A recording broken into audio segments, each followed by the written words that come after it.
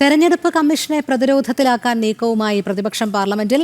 മുഖ്യ തെരഞ്ഞെടുപ്പ് കമ്മീഷണറെ ഇംപീച്ച് ചെയ്യണം എന്ന ആവശ്യം ബാനറുകൾ ഉയർത്തി പ്രതിഷേധിച്ച പ്രതിപക്ഷ അംഗങ്ങൾ സ്പീക്കറുടെ ചേംബറിലേക്ക് കടന്നുകയറി. പൊതുമുതൽ നശിപ്പിച്ചാൽ നിയമ നടപടിയെന്ന് പ്രതിപക്ഷത്തിന് സ്പീക്കർ താക്കീത് നൽകി. പാർലമെന്റിന്റെ ഇരുസഭകളും നിർത്തിവെച്ചു. എസ് ശ്രീകാന്ത് ചേരുന്നു ഇതുമായി ബന്ധപ്പെട്ട വിവരങ്ങൾ നൽകുന്നതിനായി. ശ്രീകാന്ത്, ഈ തെരഞ്ഞെടുപ്പ് കമ്മീഷനെ പ്രതിരോധത്തിലാക്കാനുള്ള നീക്കം പ്രതിപക്ഷം നടത്തുമ്പോൾ അതൊന്നും വിലപ്പോവില്ല എന്നുള്ള മട്ടിൽ തന്നെയാണോ നിലവിൽ ഭരണപക്ഷം പ്രതികരിക്കുന്നത്?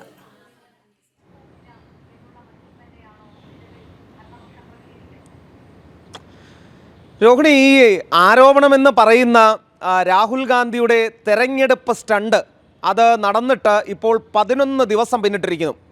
കർണാടക തെരഞ്ഞെടുപ്പ് കമ്മീഷനും മഹാരാഷ്ട്രയിൽ നിന്നുള്ള തെരഞ്ഞെടുപ്പ് കമ്മീഷനും മുഖ്യ തെരഞ്ഞെടുപ്പ് കമ്മീഷണർ വരെ ഇതിൽ സത്യവാങ്മൂലം നൽകണമെന്നാവശ്യപ്പെട്ടിട്ടും ഈ നിമിഷം വരെ രാഹുൽ ഗാന്ധി തെളിവ് ഹാജരാക്കുകയോ സത്യവാങ്മൂലം നൽകുകയോ ചെയ്തിട്ടില്ല. വേണമെങ്കിൽ തെരഞ്ഞെടുപ്പ് കമ്മീഷൻ അന്വേഷിച്ച് കണ്ടുപിടിക്കട്ടെ എന്നാണ് രാഹുൽ ഗാന്ധിയുടെ നിലപാട്. ഒരൊറ്റ കാര്യം മാത്രമേ രാഹുൽ ഗാന്ധി ഉദ്ദേശിക്കുന്നുള്ളൂ, അതായത് ഭരണഘടനയെ അവഹേളിക്കുക, ഭരണഘടനാ സ്ഥാപനങ്ങളെ സംശയമുനയിൽ നിർത്തുക. ബീഹാറിൽ തെരഞ്ഞെടുപ്പ് നടക്കാൻ പോകുന്നു. ഇന്ന് വോട്ടധികാർ യാത്ര എന്ന പേരിൽ രാഹുൽ ഗാന്ധി ഒരു സ്റ്റണ്ട് അവിടെ നടത്തുന്നുണ്ട്. പക്ഷേ ഒരൊറ്റ ദേശീയ മാധ്യമങ്ങളിലും അത് വലിയൊരു വാർത്തയായി മാറുന്നില്ല. തുടർന്നാണ് പാർലമെൻറ്റിൽ വലിയ പ്രതിഷേധവുമായി ഇന്ത്യ സഖ്യം രംഗത്ത് വന്നത്. ലോക്സഭാ സ്പീക്കറുടെ കസേര വരെ പിടിച്ച് താഴെയിടാൻ ശ്രമിക്കുന്ന രീതിയിലേക്ക് കാര്യങ്ങൾ പോയി.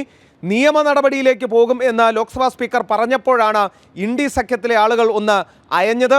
മാത്രമല്ല, തെരഞ്ഞെടുപ്പ് കമ്മീഷനെ ഇംപീച്ച് ചെയ്ത് കളയും എന്ന ഭീഷണിയൊക്കെ ഇന്ന് ഈ ഇന്ത്യ സഖ്യത്തിൻ്റെ ആളുകൾ യോഗം ചേർന്ന് പറയുകയുണ്ടായി. ഒരു കാര്യം മനസ്സിലാക്കേണ്ടത്, അവർക്ക് പാർലമെൻറ്റിൽ അതിനുള്ള എന്തെങ്കിലും ഒരു സാധ്യതയുണ്ടായിരുന്നെങ്കിൽ രാഹുൽ ഗാന്ധി ഇതിനോടകം പ്രധാനമന്ത്രിയായേനെ. പക്ഷേ ഈ ഘട്ടത്തിൽ ഒരു തരത്തിലും ഈ ഇംപീച്ച്മെൻറ്റ് നടപടിയോ അങ്ങനെ ഒരു നോട്ടീസ് കൊടുത്ത് അത് വിജയിപ്പിച്ചെടുക്കാനുള്ള സാധ്യത പോലും നിലവിൽ ഇന്ത്യ സഖ്യത്തിനില്ല എന്നുള്ളതാണ് വസ്തുത. സ്വാഭാവികമായും തെരഞ്ഞെടുപ്പ് കമ്മീഷനെ പ്രതിരോധത്തിലാക്കുക, ഈ വിഷയം ചർച്ചയാക്കി നിർത്തുക, ആളും പേരുമില്ലാത്ത രാഹുൽ ഗാന്ധിയുടെ വോട്ടധികാർ യാത്ര ജനശ്രദ്ധയിലേക്ക് കൊണ്ടുവരിക, ഈ അജണ്ട മാത്രമാണ് അതിലുള്ളത്. മറ്റൊന്നും ഈ നടക്കുന്ന വാചാടോപങ്ങളിലും ഈ പ്രതിഷേധ പ്രഹസനങ്ങളിലും നമ്മൾ കണക്ക് കൂട്ടേണ്ടതില്ല. അതെ, എസ് ശ്രീകാന്താണ് വിവരങ്ങൾ നൽകിയത്.